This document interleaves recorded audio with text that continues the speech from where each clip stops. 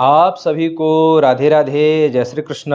मैं सूर्यकांत द्विवेदी कैवल्य astro world में आप सभी लोगों का एक बार पुनः से हार्दिक स्वागत करता हूं। आप सभी लोगों का एक बार पुनः से हार्दिक अभिनंदन करता हूं।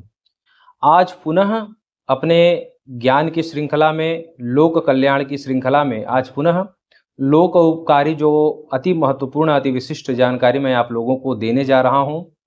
उस जानकारी को प्रदान करने से पहले जो पितृ साधना या पितृ पूजन के संबंधित अनेकों प्रश्न और कमेंट और मैसेज आए, उसमें जो अति महत्वपूर्ण है उसका मैं निराकरण करता चलूं।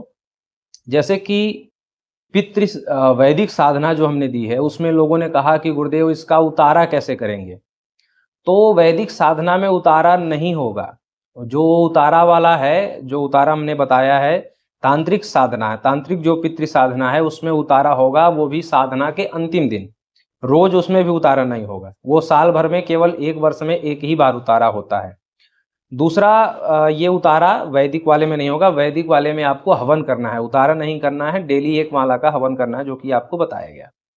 दूसरा, लोगों ने ये प्रश्न किया कि गुरुदेव क्या जिंदगी में एक ही बार ये साधना करनी है और उसके बाद तो हम फ्री हो जाएंगे।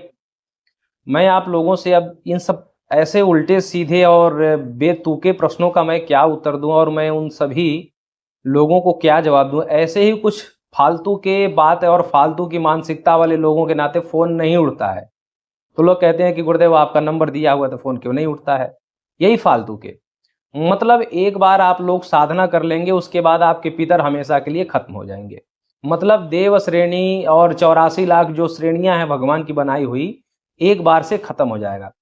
डॉक्टर आपको दवाइयां खिलाता रहता है, सालों साल परेशान करता रहता है। उससे आप नहीं कहते कि इतने साल, अब एक बार हम दवाई खा लेंगे तो ठीक हो जाएंगे। ये क्वेश्चन आप वहां जाके नहीं करते।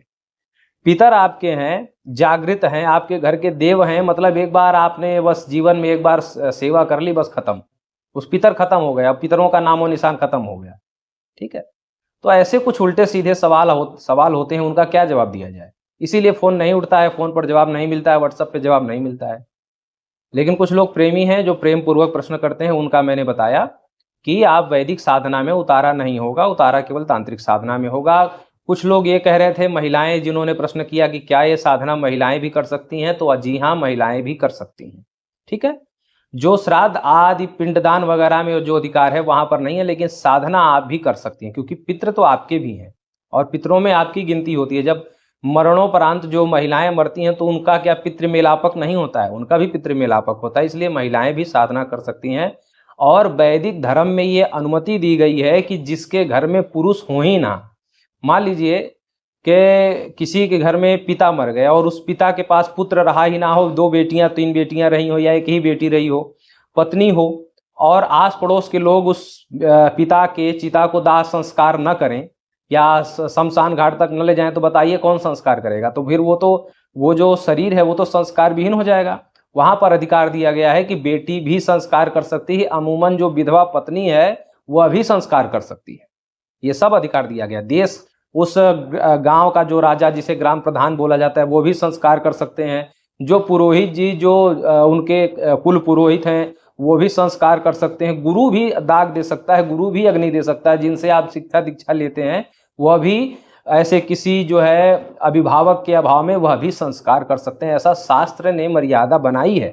ठीक है। ऐसा नहीं है तो महिलाएं भी कर सकती हैं। हाँ, महिलाओं को पवित्रता का थोड़ा ध्यान रखना पड़ता है, इसलिए महिलाएं भी बाकी साधना कर सकती हैं। जो पितृ पूजन हमारे द्वारा करवाया जाता है उसमें महिलाएं भी वो पूजन कर सकती हैं। पवित्र अवस्था में रहना चाहिए। कुछ लोग ये कह रहे थे कि हमें पिताजी या दादाजी की तिथि वगैरह नहीं याद है, तो उसके लिए कोई ऐसा नहीं है कि तिथि इसलिए ताकि आपके मन में एक रहता है कि उस तिथि के दिन पूजन हो जाता, इसलिए बताया गया। बाकी ये तांत्रिक पूजन है, ये आप पितृपक्ष के अलावा किसी भी मंगलवार को भी आप करवा सकते हैं। ये तांत्रिक पूजन है। बाकी आप पितरपक्ष में किसी भी दिन आप करवा सकते हैं। ये बहुत ज्यादा शंका और टेंशन पालने की जरूरत नहीं है। हमने केवल इसलिए बोल दिया कि लोग किसी एक तिथि के दिन छुट्टी लेकर के रखते हैं कि पिताजी की ये तिथि है, उस दिन छुट्टी रहती है, इसलिए हमने बोल दिया कि छुट्टी के दिन आप करवा लीजिए, अपने किसी पूर्वजों की तिथि के दिन करवा लीजिए। अन्यथा आप पूरे पितृपक्ष में ये क्रिया संपादित करवा सकते हैं, पूजन करवा सकते हैं, आप अपना टोकन वगैरह ले सकते हैं। तो ये साधना आप लोग करिए। और फिर मैं आपको बताऊं कि प्रकृति कुछ संदेश देना चाहती है।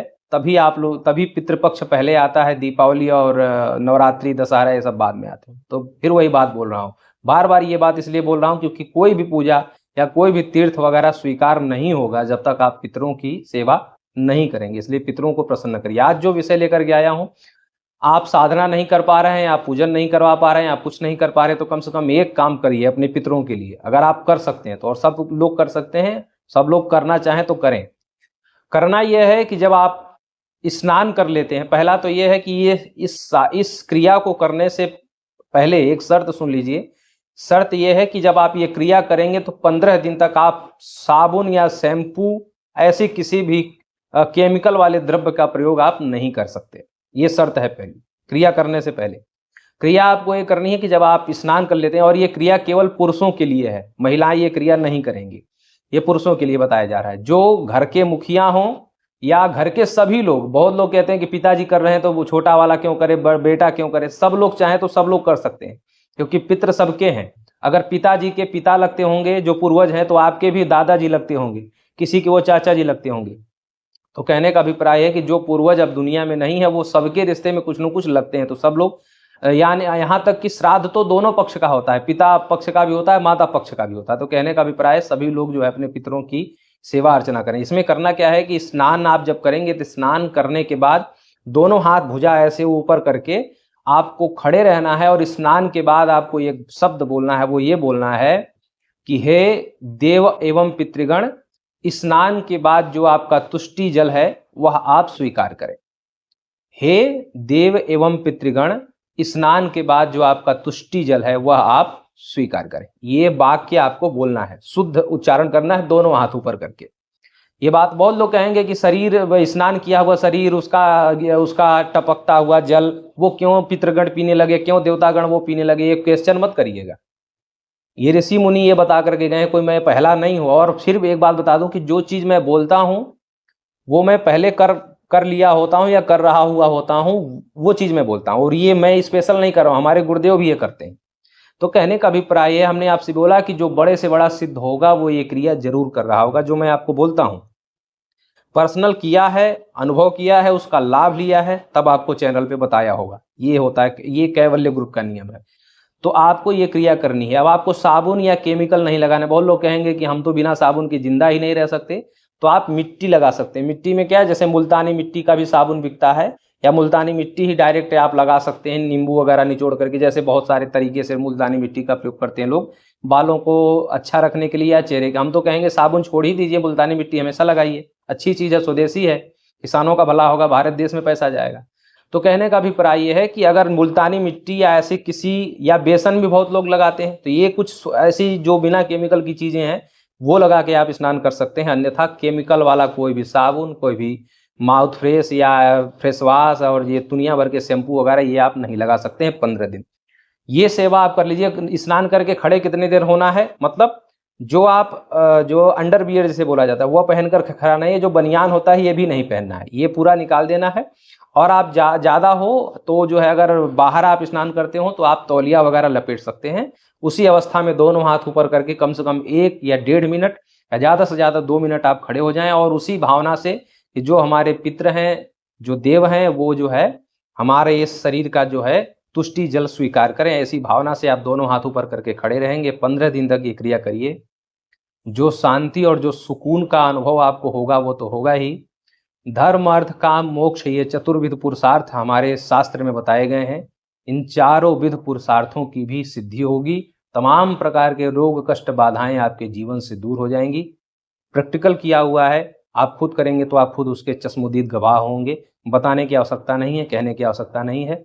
फिर मिलता हूं किसी ज्ञानात्मक चर्चा के साथ। राधे राधे।